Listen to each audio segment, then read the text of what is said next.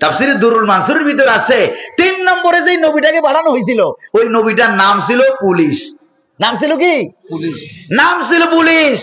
তার মানে হলো এই পৃথিবীতে পুলিশ বাহিনীর আগমন ঘটেছে নবীদেরকে রক্ষা করার জন্য, ইসলামের পক্ষে কাজ করার জন্য। আল্লাহু আকবার। কোন পুলিশ বাহিনী সদস্য ভাই যদি এখানে থাকেন তাহলে মিলান, এই পৃথিবীর প্রথম পুলিশ, এই পৃথিবীর প্রথম পুলিশ আল্লাহ পাকের নবী ছিলেন। আল্লাহু আকবার। আর এই পুলিশ বাহিনীকে তারা সন্ত্রাসী বাহিনীতে পরিণত করেছিল। যেরকম ঠিক কিনা? কত বড় আফসোস। এরপরে তারা 3 জনে মিলে দাওয়াত দিতে লাগলেন। ওরা বলল তোমরা মিথ্যুক। এরপরে 3 জন মিলে বললেন ক্বালু রাব্বুনা ইয়ালামু ইন্না ইলাইকুম লামুরসালুন ওয়া মা আলাইনা ইল্লাল বালাগুল মুবিন। সুবহানাল্লাহ। এই 3 জন মিলে বলল তোমরা মানলেও আমরা নবী, না মানলেও নবী, তবে আমরা তোমাদেরকে জোর করে মুসলমান বানাই না। আল্লাহু আকবার বলেন। কোন নবী এই পৃথিবীতে জোর করে কালেমা গ্রহণ করাইছে কারোরে? জোর করে ইসলাম গ্রহণ করিয়েছে? না। লা ইকরাহা ফিদ্দীন, তার অর্থ হলো এইটা, কাউকে জোর করে ইসলাম গ্রহণ করানো যাবে না। আল্লাহু আকবার। আর যারা ইসলাম গ্রহণ করে ফেললো তাদের বেলায় লা ইকরাহা ফিদ্দীন নয়, যে আমার মন যা চায় নামাজ পড়লে পড়বো, না পড়লে নাই, এটা তারা বলতে পারবে না। আল্লাহু আকবার। এটা আবার ওরা ব্যবহার করে অপব্যাখ্যা করেছে আমাদের সমাজে, ঠিক না? প্রিয় ভাইরা আমার, এবার নবীরা বললেন আমাদের কাজ হলো দাওয়াত দেওয়া, আমরা শুধু দাওয়াত দেব, তোমরা কালেমা গ্রহণ করলেও পারো, না করলেও পারো। এই কথা বলে নবীরা ওই দেশ থেকে, অ্যান্টাকিয়া শহর থেকে বেরিয়ে চলে যাচ্ছিলেন। কয়জন নবী?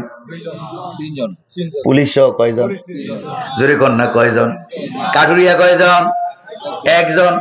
যখন চলে যাচ্ছিল, যাওয়ার সময় তারা বলল তোমাদের কারণে আমাদের দেশে বৃষ্টি বন্ধ হয়ে গেছে, দুর্ভিক্ষ দেখা দিয়েছে, তোমাদের কারণে আমাদের দেশের উন্নতির দরজা বন্ধ হয়ে গেছে, তোমাদেরকে যাইতে দেওয়া হবে না। সামনে দিয়ে ব্যারিকেড দিয়ে আটকায় দিল। তোমরা মিথ্যুক, তোমরা নবী না, তোমাদের কারণে দেশের ক্ষতি হয়। এরকম কথা 1500 3000 বছর আগে বলা হতো, বর্তমানে বোধহয় বলা টলা হয় না। হয় নাকি হয় না? প্রিয় ভাইরা আমার, তাদেরকে যখন আটকিয়ে দেওয়া হলো তখন তারা কি বলল দেখেন, আটকিয়ে দিয়ে তারা কি বলল। এবার আপনাদেরকে আমি প্রশ্ন করি, নবীদের কারণে কি বৃষ্টি বন্ধ হয়, রহমত বরকত বন্ধ হয়, না নবীদের সঙ্গে বেয়াদবি করার কারণে এগুলি হয়? ঠিক কিনা? আরে নবীরা যে রাস্তা দিয়ে হেঁটে যায় ওই রাস্তা দিয়ে সারা দিন আর রাত 24 ঘন্টা জান্নাতের সুঘ্রাণ বয়ে যায়। সুবহানাল্লাহ। নবী যে রাস্তা দিয়ে হেঁটে যাইতেন, ছোট বাচ্চা দেখলেই আগের থেকে সালাম দিতেন। সুবহানাল্লাহ। আর আমরা ছোট বাচ্চা দেখলে যদি সালাম না দেয়, এদিকে আস, তোর নাম কি, বাবার নাম কি, আদব কায়দা শিখোস নাই, সালাম দিলি না কেন? এরকম আছে নাকি নাই? বলে নাকি বলে না? আর মুহাম্মদুর রাসূলুল্লাহ সাল্লাল্লাহু আলাইহি সাল্লাম ছোট বাচ্চা দেখলে মুস্কি আসতেন, সালামটা দিয়ে দিতেন, বাচ্চার মাথায় হাত বুলাইয়া দিতেন। এই বাচ্চা যখন বাড়িতে যেত, ঘরের মধ্যে যারা আছে, বাচ্চা ঢুকার সঙ্গে সঙ্গে তারা বলতো আজকে দিনের নবী মুস্তাফা আমার বাচ্চার মাথায় হাত বুলিয়েছেন। নাইলে এত সুঘ্রাণ কেন? সুবহানাল্লাহ। এত ঘ্রাণ কেন? এই জন্য একজন কবি বলেছিলেন, শোনো গল্প বলি শোনো, গল্প বলি শোনো প্রিয় নবীজির, শ্রেষ্ঠ মানুষ যিনি এই ধরনীর। সুবহানাল্লাহ। পড়েন না, গল্প বলি শোনো প্রিয় নবীজির, শ্রেষ্ঠ মানুষ যিনি এই ধরনীর, ছোটদের দেখে তিনি মিষ্টি হেসে সালাম দিতেন আগে ভালোবেসে। সুবহানাল্লাহ। ছোটদের দেখে তিনি মিষ্টি হেসে সালাম দিতেন আগে ভালোবেসে, চোখ দুটো ছিল তার শান্তির নীর, পরের ব্যথাতে তিনি সদাই অধীর। সুবহানাল্লাহ। দেখছেন মুহাম্মদুর রাসূলুল্লাহ কিরকম ছিলেন? সুবহানাল্লাহ। আর ওরা কয় নবীরা নাকি কুলক্ষণ, আর বেটা তোদের 14 গোষ্ঠী কুলক্ষণ, জোরে কোন ঠিক কিনা? আল্লাহ নবীরা রহমত বরকত মোরা গাছের নিচ দিয়ে হাইটে যায়, মোরা গাছে ফুল ধরে, মোরা গাছ দিয়ে ফল পড়ে। সুবহানাল্লাহ কইবেন না? সুবহানাল্লাহ আছে কিনা হাদিসে? আছে। প্রিয় ভাইরা আমার, এরপরে নবীদেরকে আটকাইয়া দিয়ে তারা কি কয় দেখেন, ক্বালু ইন্না তাতায়্যারনা বিকুম লা ইল্লাম তানতাহু লানারজুমান্নাকুম ওয়া লা ইয়ামাসসান্নাকুম মিন্না আযাবুন আলীম। নবীদেরকে আটকাইয়া দিয়ে বলা হলো, তোমাদেরকে রিমান্ড দেব, শাস্তি দেওয়া হবে, কালেমার দাওয়াত বন্ধ করো, তোমাদেরকে কঠিন ভাবে পাথর মেরে মেরে হত্যা করে ফেলবো। যেরকম নাউজুবিল্লাহ। এই কথাগুলি যখন নবীদেরকে বলা হলো, ইন্না তাতায়্যারনা বিকুম, তোমরা বড় কুলক্ষণ, যেরকম নাউজুবিল্লাহ। নবীরা কুলক্ষণ না কাফেররা কুলক্ষণ? কুলক্ষণ কারা? কাফেররা, মুনাফিকরা, ইসলাম বিরোধী অপশক্তিরা, যেরকম ঠিক কিনা? ওরা বড় কুলক্ষণ, যাদের কারণে দেশ ব্যাংক উজাড় হয়ে যায়, যেরকম ঠিক কিনা? প্রিয় ভাইরা আমার, রাগটা করতেছেন বুঝে আপনারা? এই যে আস্তে আস্তে কিছু গল্প আপনাদেরকে কোরআন কারীম থেকে শোনাইতেছি, মনে রাখবেন তো ইনশাআল্লাহ? মনে থাকবে তো ইনশাআল্লাহ? আল্লাহ যেন আমল করার তৌফিক দান করে, বলি আমিন। প্রিয় ভাইরা আমার, এবার নবীরা জবাব দিলেন, ক্বালু তাইরুকুম মাকুম আইন যুকিরতুম বাল আনতুম কওমুম মুসরিফুন। আল্লাহু আকবার বলেন। নবীরা বললেন, আমরা কখনো কুলক্ষণ না, বরং তোমরা কাফের, তোমরাই হইলা আসল কুলক্ষণ, ঠিক কিনা? কারণ কাফেরদের কারণে দুনিয়াতে আযাব আর গজব আসে, আর ইমানদার, একটা ইমানদার যতক্ষণ পর্যন্ত দুনিয়াতে থাকবে ততক্ষণ পর্যন্ত পৃথিবী কিয়ামত হবে না। আল্লাহু আকবার। তাহলে কাফেররা ভালো না ইমানদাররা ভালো? ইমানদাররা, জোরে কোন ঠিক না? আরে কাফের আমেরিকার প্রেসিডেন্ট হইলে কোনো লাভ নাই। আমেরিকার প্রেসিডেন্টের তুলনায় আমার প্রিয় জন্মভূমি বাংলাদেশের ঢাকা শহরের একটা রিকশাওয়ালা ইমানদারের দাম আল্লাহর কাছে অনেক অনেক অনেক বেশি, ঠিক না? কারণ প্রিয় ভাইরা আমার, কারণ ওদের ইমান আছে, তাদের কোন ইমান টিমান। প্রিয় ভাইরা আমার, এরপরে তাদেরকে যখন, নবীদেরকে যখন এরকম ভাবে ব্যারিকেড দিয়ে আটকাই দেওয়া হলো, এবার কি হলো জানেন? এবার এই খবর আল্লাহ পাক পাঠাইয়া দিলেন ওই কাঠুরিয়া বেচারার কাছে। আল্লাহু আকবার কোন? কাঠুরিয়া কয়জন? একজন। এবার দেখেন খেলাটা কেমনে জমে। কাঠুরিয়ার কাছে আল্লাহ খবর পাঠাইয়া দিলেন। এবার যেই নবীদের হাতে হাত দিয়ে কালেমা গ্রহণ করলো, 50-60 বছরের কুষ্ঠরোগ ভালো হয়ে গেল। ওই নবীদেরকে তার দেশের প্রধানমন্ত্রী, প্রেসিডেন্ট কাফেররা মিলে মারতেছে। এবার এই খবর পাইয়া কি বেচারা ব্যবসা বাণিজ্য নিয়ে থাকবে? এমন জোরে দৌড় মারল, বিবি বাল বাচ্চার কথা ভুলে গেছে, ব্যবসা বাণিজ্যের কথা ভুলে গেছে, এমন জোরে দৌড় মেরেছে নবীদেরকে রক্ষা করার জন্য। শহরের এক প্রান্ত থেকে, উপকণ্ঠ থেকে শহরের মাঝখানে এক দৌড়ে চলে এসেছে, মনে হয় আপনাদের নবাবগঞ্জ থেকে এক দৌড়ে সদরঘাট যাওয়ার মতো। এমন ভাবে দৌড় মেরেছে, গরিব মানুষ, কোন যানবাহন, ঘোড়া গাদার ব্যবস্থাও তার নাই, এমন দৌড় মেরেছে। তার দৌড়টা আল্লাহ পাকের কাছে এত ভালো লেগেছে, ওই কাঠমিস্ত্রি কাঠুরিয়া বেচারার দৌড়ের কথা আল্লাহ কুরআনুল কারীমের সর্বোত্তম সূরা, ফজিলতপূর্ণ সূরা, সূরা ইয়াসিনের ভিতরে আল্লাহ উঠাইয়া দিলেন। চিন্তা করতে পারেন ঘটনা? ধনী মানুষ না গরিব মানুষ?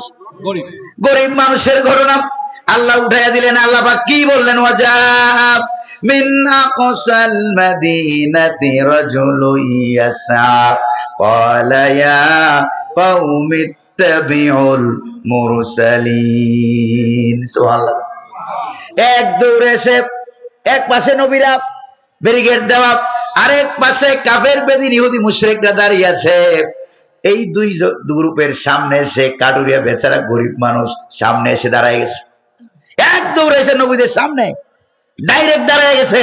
দাঁড়ায় কি বলে দেখেন, তিনটা কথা বলছে। কয়টা? তিনটা কথা বলছে। তার তিনটা কথা আল্লাহ পাক কোরআনুল কারীমের আয়াত বানিয়ে নাজিল করেছেন। সহজ কথা মনে করেন। এক নম্বরের কথা হলো ইত্তাবিউ মাল্লা ইয়া কওমি ইত্তাবিউল মুরসালিন, ও আমার জাতির লোকেরা নবীদের কথা মানো।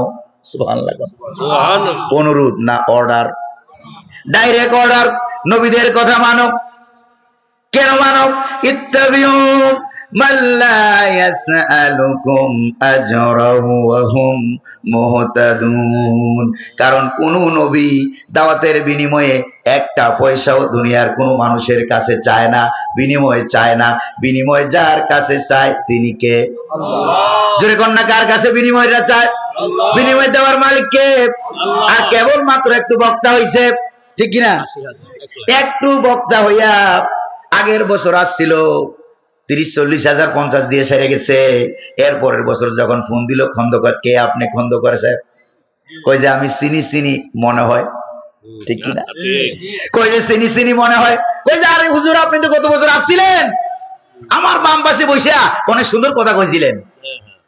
কই যে না অত সুন্দর সুন্দর টুন্দর বুঝি না, 80,000 কমে এই বছর তেলের দাম বেশি, 80,000 কমে গাড়ির চাকা ঘুরে না। এরকম আল্লাহর ওলি বক্তা বাংলাদেশে আছে নাকি নাই? যেরকম না আছে নাকি নাই? আল্লাহ এগুলি থেকে দেশের মানুষের হেফাজত করুন। আরে জোরে কোন আমিন। আরে জোরে কোন না আমিন। এগুলির বিরুদ্ধে আমরা কথা বলি। প্রিয় ভাইরা, টাকা কি আমরা চিনি না, বুঝি না? একজন মানুষের চলতে প্রতি রাত্রে কয় লক্ষ টাকা লাগে? যেরকম কয় লক্ষ টাকা লাগে? নবীরা দাওয়াতের বিনিময়ে কয় লক্ষ টাকা নিছে, আগে এই ফতুয়াটা দাও, এরপরে কন্টাক্ট করো। যেরকম ঠিক কিনা? 1 লক্ষ 2 লক্ষ 24,000 পয়গাম্বর, একজন নবীর জীবনে এরকম কন্টাক্ট আছে? নাই। যেরকম না আছে?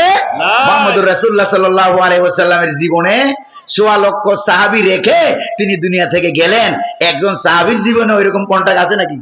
নাই। তাহলে ওরা এটা পাইলো কই? আল্লাহ হেদায়েত নসিব করুন, বলি আমিন। আমিন। আমার জন্য দোয়া করবেন, এইরকম শয়তানের ওয়াসওয়াসা থেকে আল্লাহ যেন আমারও হেফাজত করে। আমিন। আরে জোরে কোন আমিন। আমিন। যখন 2004 সাল থেকে 10 পর্যন্ত, 6 থেকে 10 মিশরে আল আজহার বিশ্ববিদ্যালয়ে যখন লেখাপড়া করি, প্রত্যেকদিন ফজরের নামাজ পড়তাম ওই আল আজহার বিশ্ববিদ্যালয়ের ফরেন স্টুডেন্ট সিটি মাদিনাতুল বউস আল ইসলামিয়া, বিদেশি ছাত্রদের যে ছাত্রাবাস কায়রো শহরের প্রাণ কেন্দ্রে যেটা আছে, ওটার ভিতরে বিরাট বড় মসজিদ, সেখানে ফজরের নামাজ পড়তাম। হঠাৎ করে একদিন কৌতূহল ভরে কিউরিওসিটি জাগলো, কৌতূহল ভরে গেলাম যে না, আজকে ফজরের নামাজটা ছাত্রাবাসের বাইরে গিয়ে পড়বো, এলাকায় পড়বো। তারপরে সেখানে গিয়ে একটা তাকির মোড় আছে, সেখানে গিয়ে ফজরের নামাজ পড়ার জন্য দাঁড়ায় গেলাম।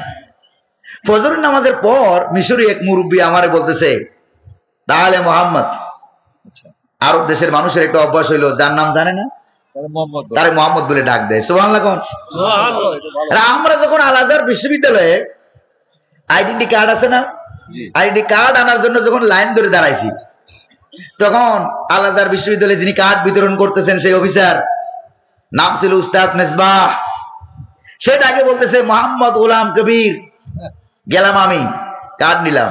এরপরে মোহাম্মদ সাদিকুর রহমান, মোহাম্মদ মিজানুর রহমান, মোহাম্মদ আব্দুল আজিজ, যত বাংলাদেশের নাম বলতেছে সব নামের শুরুতে মোহাম্মদ। ও আমাদেরকে ডাক দিয়ে বলছে, কুল্লুকুম মোহাম্মদ, তোমরা সবার নাম কি মোহাম্মদ? আমি ডাক দিয়ে বললাম, উস্তাদ, আমাদের বাংলাদেশে পুরুষদের নামের শুরুতে মোহাম্মদ দেওয়া আছে, 99.9 মানুষের নামের শুরুতে মোহাম্মদ দেওয়া আছে, এইটা কোনো আমাদের আসল নাম না। তখন সে আমাকে জিজ্ঞেস করলেন, তাইলে এই মোহাম্মদটা কি? তখন আমি বললাম যে মোহাম্মদ, মোহাম্মদ হাজা বারাকা। আমি বললাম হাজি বারাকা, বারাকা বি ইসমির রাসূল সাল্লাল্লাহু আলাইহি ওয়াসাল্লাম। সুবহানাল্লাহ। এটা হলো আমাদের নবী, আখিরি জামানার পয়গাম্বর নবী মুহাম্মদুর রাসূলুল্লাহ সাল্লাল্লাহু আলাইহি ওয়াসাল্লামের নামের বরকত। এই জন্য আমরা সবার নামের শুরুতে, এরপরে সে আমারে বললো, আনতুম আফদালুন নাস। সুবহানাল্লাহ। তোমরাই হলো উত্তম মানুষ, কারণ তোমাদের নামের ভিতরেও হুজুরের নামের বরকত আছে। ওই মুরব্বী আমার যখন ডাক দিলেন, তার মোহাম্মদ মিনাই বিলাদিনান, আরে ফ্রম, বাড়ি কই? আমি বললাম যে আনা মিন দৌলতি Bangladesh, I am from Bangladesh. Bangladesh, আমার বাড়ি হলো বাংলাদেশ। তখন ওই মুরব্বী আমারে বলতেছে, ফেইন্দা বাংলাদেশ, মানে আইনা বাংলাদেশ, হোয়ার ইজ বাংলাদেশ, বাংলাদেশ কই? কথা বুঝছেন এবার? বাংলাদেশ কোথায়? তা আমি তারে ব্যাখ্যা করে বুঝানো লাগছে বাংলাদেশের পরিচয় দেওয়ার জন্য। ভালো করে খেয়াল করেন, বাংলাদেশের পরিচয় দেওয়ার জন্য ব্যাখ্যা করে বুঝাই দিলাম, বাংলাদেশ তাকাউ আলা জানিবিল হিন্দ, বাংলাদেশ ইন্ডিয়ার পাশে একটা ছোট্ট দেশ। ও বুঝতে পারছি, তোমরা না আগে পাকিস্তান ছিলা? ওই পুরো বলতেছে হ্যাঁ। তখন আমি বললাম যে হ্যাঁ, আমরা তো আগে পূর্ব পাকিস্তান ছিলাম, ঠিক। সেখান থেকে আমরা স্বাধীন করে কি হয়ে গেছি? বাংলাদেশ হয়ে গেছি। এখন আগে বাংলাদেশকে সারা পৃথিবীর বিভিন্ন দেশের মানুষের কাছে পরিচয় করে ব্যাখ্যা করে বোঝানো লাগতো বাংলাদেশ কোন জায়গায়। কিন্তু বৈষম্য বিরোধী ছাত্র আন্দোলনের রক্ত যখন থেকে বাংলার জমিনে পড়েছে, তখন থেকে আর গোটা পৃথিবীতে বাংলাদেশের ব্যাখ্যা করে বোঝানো লাগে না। আল্লাহু আকবার। তখন সবাই বুঝে, কয় বাংলাদেশ চিনো না? কয় বাংলাদেশ হচ্ছে ওই দেশ যাদের ছাত্র সমাজ আন্দোলন করে 16-17 বছরের দীর্ঘস্থায়ী ক্ষমতায় থাকা সরকারকে যারা উৎখাত করে বাংলাদেশকে স্বৈরাচার মুক্ত করে, ওই ছাত্র সমাজের আন্দোলনের দেশের নাম হলো বাংলাদেশ। আল্লাহু আকবার। এরপরে এই আন্দোলন থেকে শিক্ষা গ্রহণ করলো সিরিয়া। দেখেন না আপনারা কি হয়েছে? সিরিয়া একটা ফেরাউন ছিল, নাম ছিল বাশার। নাম কি? বাশার। ওইটারও তারা এই আন্দোলন থেকে শিক্ষা গ্রহণ করে তারা কি করেছে জানেন? তারা বাশার আল আসাদকে দেশ থেকে তাড়াইছে। তাড়াইয়া তার আজ্ঞাবাহী তল্পিবাহী যারা ছিল, হাজার হাজার লক্ষ লক্ষ মানুষকে যারা মেরেছে, খুন করেছে, গুম করেছে, আয়নাঘর বানিয়েছিল, তাদেরকে ধরে ধরে মোবাইল কোডের মাধ্যমে বিচার করে সবগুলির কল্লা ফেলাইছে। আল্লাহু আকবার। এই জন্য সিরিয়া দেশ এখন ঠান্ডা, কেকু করার মতো কোন লোক। আল্লাহু আকবার। এবার বুঝেন আমি আর আপনি ভুল করছি কোন জায়গায়। কথা ক্লিয়ার? কথা কি ক্লিয়ার? প্রিয় ভাইরা আমার, এই ছোট্ট একটা শহীদের ঘটনার কারণে আমার কাছে মনে হলো একবার সূরা ইয়াসিন তেলাওয়াত করলে সঙ্গে সঙ্গে আপনার আমলনামায় 10 খতমের সওয়াব হয়ে যায়। এই ছোট্ট ঘটনাটা আমি একেবারেই সংক্ষেপে ফজিলত আলোচনা করলাম। ছোট্ট ঘটনাটা সংক্ষেপে, একেবারেই সংক্ষেপে বলে দেব। রাজি আছেন নাকি নাই? যেরকম না রাজি আছেন নাকি নাই? ঘটনাটা কি? মুহাম্মদুর রাসূলুল্লাহর কাছে, সাহাবায়ে কেরামের কাছে এই শহীদের ঘটনা আলোচনা করে আল্লাহ পাক সান্ত্বনা দিয়া দিলেন, আবু জাহেল মারো, আপনারা মায়ের খান, শহীদ হন, জান্নাতে চলে যান। শহীদের রক্ত কথা বলবে, এই দিন না আরো দিন আছে নাকি নাই? এমন একটা সময় আসবে আবু জাহেল দুনিয়ায় থাকতে পারবে না। ছোট্ট বাচ্চা লাগাইয়া আল্লাহ আবু জাহেলকে দুনিয়া থেকে বিদায় করে দিয়েছেন। যেরকম ঠিক কিনা? এরকম বাচ্চাদের আন্দোলনের কারণে আল্লাহ পাক বাংলার জমিন থেকে অলরেডি ফেরাউন বিদায় করতেন। যেরকম ঠিক কিনা? তাহলে আল্লাহ আছে নাকি নাই? ঈসা আলাইহিস সালামের সদর দপ্তর ছিল ফিলিস্তিনে। সেখান থেকে তিনি 2 জন রাসূল পাঠাইছিলেন। কয়জন? 2 জন। যেরকম না কয়জন? 2 জন। 2 জন রাসূল তিনি পাঠাইয়া দিলেন, তোমরা সিরিয়াতে যাও। সিরিয়ার আর তুরস্ক সীমান্ত এলাকায় একটা জায়গা আছে, জায়গাটার নাম হলো অ্যান্টাকিয়া শহর। নাম কি যেরকম? অ্যান্টাকিয়া। আছে না তাফসিরে? আছে না হাদিসে? এই অ্যান্টাকিয়া একটা শহর। এই শহরে হযরত ঈসা আলাইহিস সালাম 2 জন রাসূল পাঠাইয়া দিলেন, তোমরা যাও। সেখানে সব কাফের, সরকারের কাফের, মন্ত্রী, প্রধানমন্ত্রী, এমপি, 14 গোষ্ঠী যা আছে সব কি? সব কাফের বেদিন। তাদেরকে যাই একটু কালেমার দাওয়াতটা দাও। এই 2 জন নবী, ভালো করে মনে রাখেন কিন্তু, নবী ছিল কয়জন? 2 জন। এই 2 জন নবী, ছোট্ট ঘটনা, খুব মজা পাবেন। 2 জন নবী অ্যান্টাকিয়া শহরে ঢুকতেছে। নবীদের একটা অভ্যাস ছিল, দাওয়াতের দায়িত্ব পাওয়ার পর যাকে সামনে পাইতেন তারই কালেমার দাওয়াতটা সবার আগে দিতেন। সুবহানাল্লাহ বলবেন না? সুবহানাল্লাহ। চাই সে ধনী হোক, চাই সে গরিব হোক, তবে ইতিহাস কথা কয়। ইতিহাস বলে নবীদের সর্বপ্রথম দাওয়াতরা 99% সময়ে ধনীরা পায় নাই, পেয়েছিল গরিবেরা। জোরে কোন সুবহানাল্লাহ। বাতাস করতে বল। প্রিয় ভাইরা আমার, তারা এন্টাকিয়া শহরের গেট দিয়ে শহরে ঢুকতেছে, ঢুকতেই দেখে একটা গরিব মানুষ, ওই যে কুড়াল, কুঠার বুঝেন আপনারা? ঢাকার মানুষ কুড়াল, আপনারা কি বলেন? এই তো কুড়াল, ভালো করে বুঝেন। এই কুড়ালের কিন্তু গুণাগুণ আছে। আমার বাড়িতে আমি যখন প্রাইমারি স্কুলে পড়ি, এক কুড়াল আসছিল কাঠুরে, আইসা গাছ কাটে, লাকড়ি তৈরি করে আমাদের পরিবারের জন্য। তা আমি কাছে গিয়ে বললাম যে চাচা, এই যে কুড়াল দিয়ে আপনি কাটেন, এই কুড়ালের কাটা, এইরকম কুড়ালে আপনার কূপ মারে, আপনার কি বলেন, কূপ বলেন? এই তো কুড়াল দিয়ে কূপ মারেন, কূপে আওয়াজ হয় যতদূর, আপনার হোয়ের আওয়াজ হয় 3 দূর। ব্যাপারটা কি আছে কিনা কম কুড়ালের? তখন সে আমারে বললো যে ভাতিজা, তুমি এত কিছু বুঝবা না। বলেন বুঝে, বললেই তো বুঝি, বলেন। সে আমারে বললো কুড়ালের কুবে কাটে যদ্দূর, কুবে কাটে তদ্দূর। আমার ভাগ বলব যে দেখে কুড়াইলা কি করে লাকড়ি কাটে, ভালো ভালো যেগুলি লাকড়ি জ্বালানি এগুলি রাখে আলাদা, আর যেগুলো কাঠ হবে, চেয়ার টেবিল হবে, এগুলি রাখতেছে আলাদা। এগুলি দিয়ে ফার্নিচার তৈরি করে বিক্রি করে, আলাদা লাকড়ি বিক্রি করে। এরকম কুড়ালি মনে আপনাদের এলাকায় আছে নাকি? নাই? গরিব মানুষ, অসহায় মানুষ। এই ঘটনাটা তাফসীর আদ-দুররুল মানসুরে ইমাম জালালউদ্দিন সৈয়দী রাহমাতুল্লাহ আলাইহি এমন সুন্দরভাবে টপ টু বটম সুন্দরভাবে এনেছেন, অন্য কোন তাফসীরে এত সুন্দর করে আনে নাই। আমি প্রায় 32টা তাফসীর ঘেটেছি এই ঘটনাটা।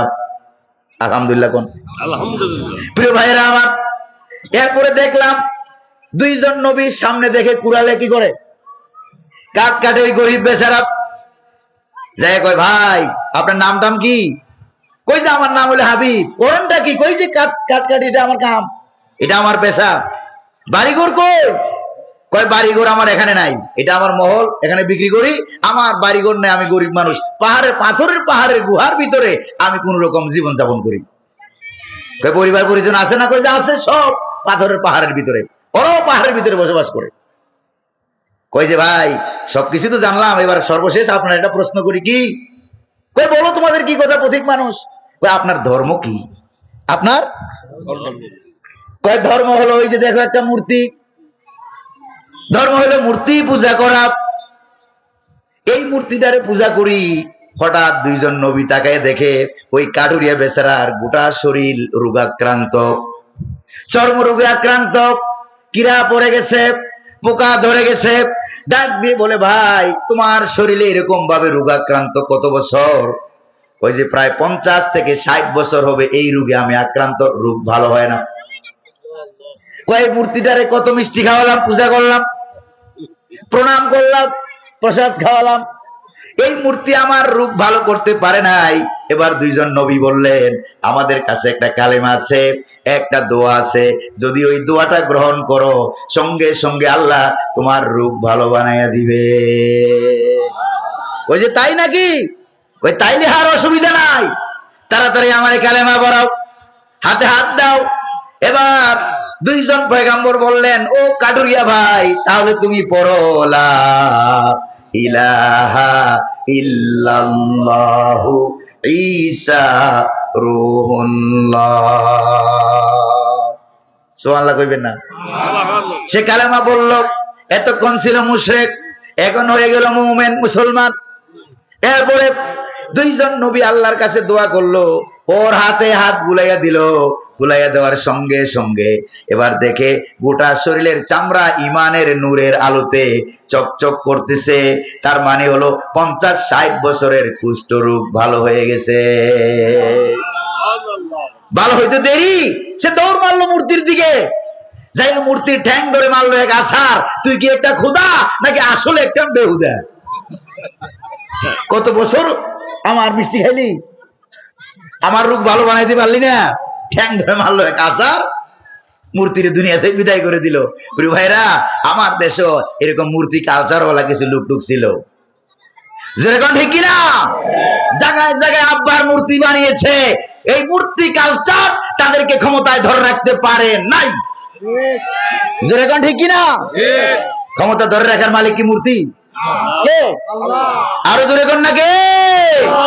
তবে আমার দুঃখ লাগে এক জায়গায়, কুত্তায় মূর্তি চিনতে ভুল করে না, ওরা মূর্তি চিনতে ভুল করছে। আপনাদের এলাকায় কুত্তা আছে না? আমি তো বলছি কুত্তা না কুকুর, আপনারা কোনটা বলেন জানি না। তো আমি কি বলেন? আপনারাও দুইটা বলেন। আমি যেখানে জন্মগ্রহণ করছি, আমার জন্মস্থান যে জায়গায়, আমি কুমিল্লার পোলা। এই কুমিল্লায় জন্মগ্রহণ করেছি। কুমিল্লার মানুষের মেজাজ যখন ভালো থাকে আদরের ডাক দেয় কুকুর, আর যখন মেজাজ খারাপ 532 মেজাজ, তখন ডাক দেয় কুত্তা। আমার মনে হয় আপনাদের কালচারও এর ব্যতিক্রম হবে না। যেরকম ঠিক কিনা? এই মূর্তি কুত্তায় যখন মূর্তি দেখে, তখন আশেপাশে দেখে কেউ আছে নাকি নাই। প্রিয় ভাইরা আমার, এবার দৌড়ে মূর্তির কাছে আসে, আইসা ব্রিটিশ কায়দা অনুযায়ী ঠ্যাং একখান উঁচু করে সেলুট মারে। দেখছেন আপনারা? কোন দেশের কায়দা এটা? ব্রিটিশ কায়দা অনুযায়ী ঠ্যাং একটা উঁচু করে সেলুট মারে, আর মাঝখান দিয়া আর একটা সেলু মেশিন স্টার্ট করে দেয়। যেরকম ঠিক কিনা? নবী করিম সাল্লাল্লাহু আলাইহি সাল্লামের কাছে এক যুবক ভাঙ্গা একটা মূর্তি নিয়ে আসেন, হাদিসে ভাঙ্গা মূর্তি নিয়ে হাজির হয়ে গেছে। হুজুর বলেন, মিয়া তোমার এই আমার জীবনে সব তো ভালো মূর্তি দেখলাম, তোমার মূর্তিটা ভাঙ্গা কেন? যুবক কয় যে, ইয়া রাসূলুল্লাহ, এটা ছিল আমার খোদা। ছিল মানে? খোদা আগে ছিল, এখন নাই? কই যে না, এখন নাই। ঘটনা কি?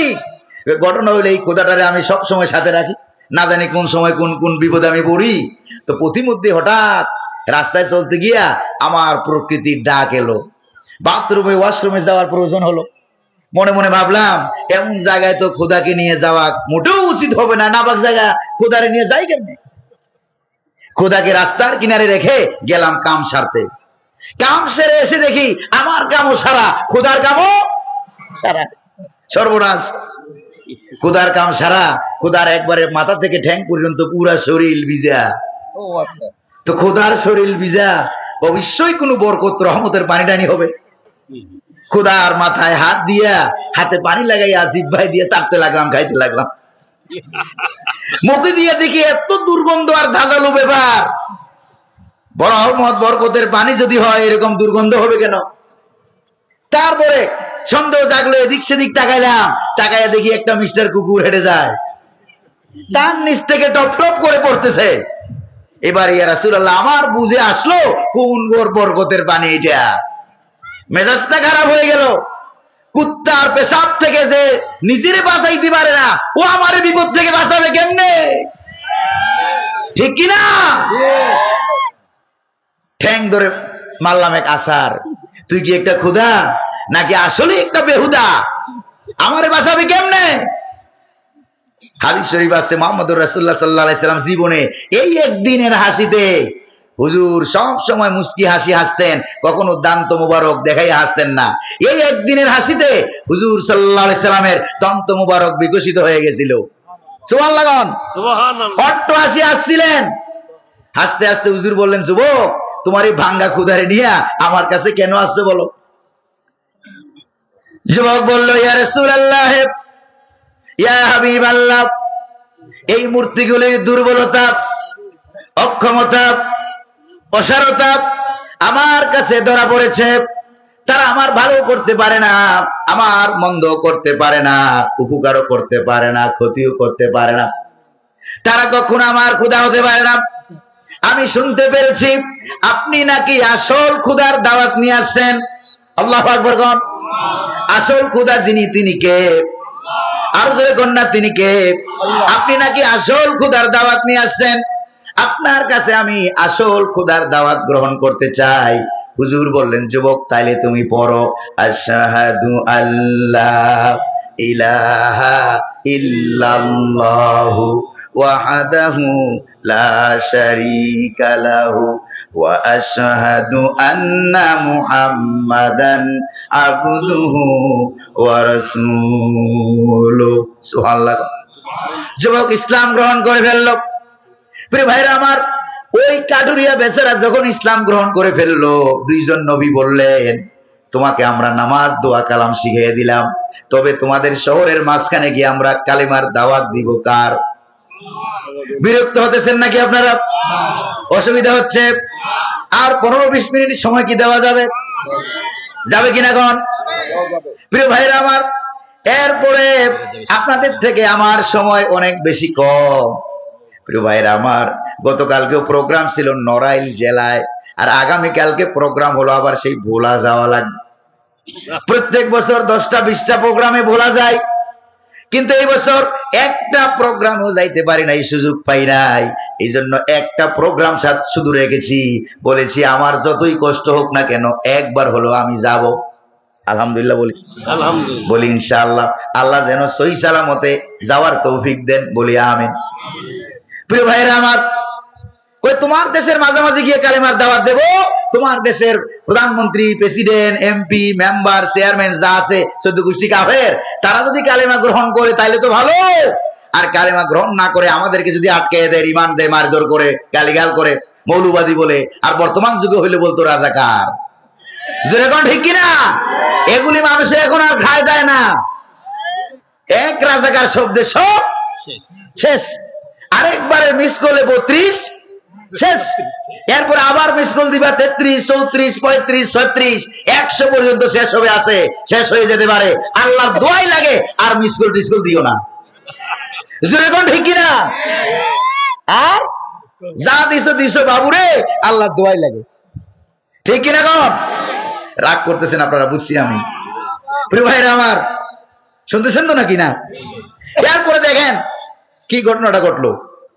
এরপরে কয় আচ্ছা ঠিক আছে, যদি শুনতে পাই আপনাদের সঙ্গে খারাপ ব্যবহার করছে, তখন কি করা লাগবে? কয় তখন আর তোমার চাকরি, ব্যবসা, বাণিজ্য, বাড়িঘর কিচ্ছু থাকতে পারবা না, সব ছেড়ে নবীদেরকে রক্ষা করার জন্য, জীবন দেওয়ার জন্য চলে আসবা। এবার আপনাদেরকে আমি প্রশ্ন করি, ওই কাডুরিয়া বেচারা কয়জন? একজন। সুরে কন্যা কয়জন? একজনকে 2 জন নবী কি দায়িত্ব দিল? আল্লাহু আকবার বলেন। কলিজাটা তার কত বড়। এবার 2 জন নবী যখন গিয়ে ওখানে দাওয়াত দিতে লাগলেন, কালিমার দাওয়াত দিতে লাগলেন, সে এলাকার মানুষেরা বলল তোমরা নবী না। কি না? তোমরা নবী না। ফাকাজ্জাবুহুমা, তারা 2 জনকে মিথ্যা প্রতিপন্ন করলো, তোমরা মিথ্যুক। জয় বলেন নাউজুবিল্লাহ। আল্লাহ রাব্বুল আলামিন বলেন ফাআজ্জাজনা বিসালিস, তখন আমি আল্লাহ আমার পক্ষ থেকে আরেকজন নবী পাঠাইয়া ওই 2 জনকে সাহায্য করার জন্য দিলাম।